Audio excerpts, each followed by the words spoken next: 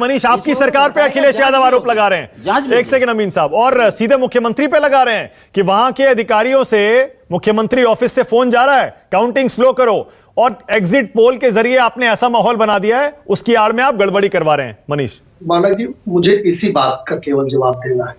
बाकी इलेक्शन की प्रक्रिया, ईवीएम मशीन, स्ट्रांग रूम में जाना, उसका प्रोटोकॉल, ये आयोग का विषय होता है। और आयोग जब चुनाव होता है तो आयोग के पास ये सारी शक्तियां निहित होती हैं, और सभी पॉलिटिकल पार्टी इंक्लूडिंग जो सत्ता पक्ष होती है वो भी आयोग से ऊपर नहीं होती है। इसलिए मुझे उस पर नहीं जाना है, वो आयोग का मसला है। आयोग ने क्या डिसीजन लिया, क्यों एक्शन लिया, ये आयोग उसका जवाब देगा। उसके लिए भारतीय जनता पार्टी ने, हाँ, जो उन्होंने दूसरी बात कही, मुझे उसी पे हंसी भी आ रही, उसी का जवाब। एक तो अखिलेश यादव जी को जो काम 10 तारीख को शाम को 5 बजे करना था, वो उन्होंने 8 तारीख को कर दिया, क्योंकि हार के बाद तो ठीकरा फोड़ना ही था किसी न किसी के ऊपर।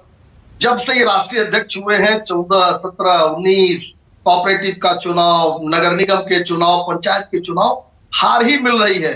तो कितना हार अपने सर पे रखे ये अखिलेश यादव, तो ठीकरा ईवीएम पर फोड़ना था, उन्होंने फोड़ दिया।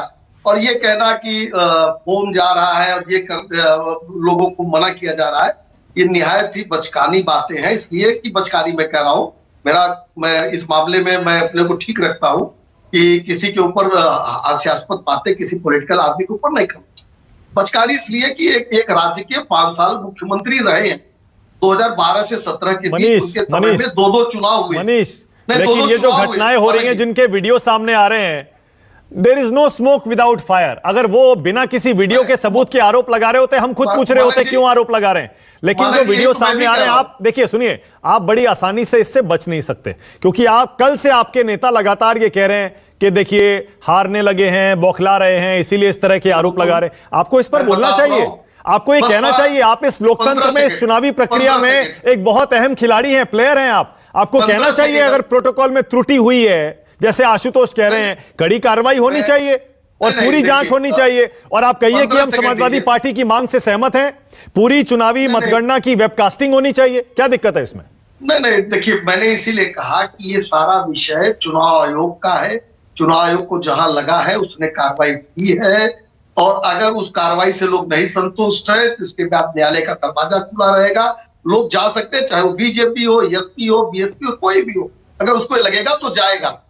लेकिन जो पूरी बातें, जो पॉलिटिकल बातें उसमें की गई हैं, जवाब तो मैं पॉलिटिकल बातों का दूंगा ना। अरे ये पॉलिटिकल आरोप ही तो हुआ ना मनीष, आप कैसे बच सकते हैं? ये पॉलिटिकल आरोप है आपके ऊपर। और ये जो अफसर हैं, एसडीएम, डीएम, कमिश्नर, ये आप ही की सरकार के तो अफसर हैं। नहीं, आयोग जब आचार संहिता लग जाती है तो एसडीएम को हटाना, डीएम को हटाना, इन अधिकारियों पर कार्रवाई करना, ये सब आयोग के पास चला जाता है। माने कि आप तो जानते हैं। नहीं, मैं जानता हूं, लेकिन मैं ये कह रहा हूं, कम से कम अगर कहीं प्रोटोकॉल, सुनिए मनीष, लेकिन मैं ये कह रहा हूं, देखिए, क्योंकि आपकी सरकार थी 5 साल और आपकी देश में भी सरकार है, मैं आपसे सिर्फ ये उम्मीद कर रहा था, अगर कहीं प्रोटोकॉल टूटा है तो आपको कहना चाहिए, being the largest political party of India, कि ये गलत हो रहा है, इलेक्शन कमिशन कार्रवाई करे। लेकिन आप चुप्पी साधे बैठे।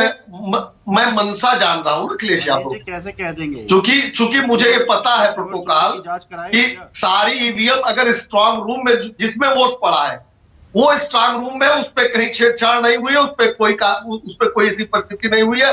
आप ये बात बता रहे हैं। हाँ। बाकी मतगणना के लिए अगर ईवीएम जा रही है, उसको रोक के वितंडा खड़ा करके अपनी हार का ठीकरा ईवीएम पर फोड़ना है, तो अखिलेश यादव इसलिए ओके, ऑलराइट संजीव, ओके।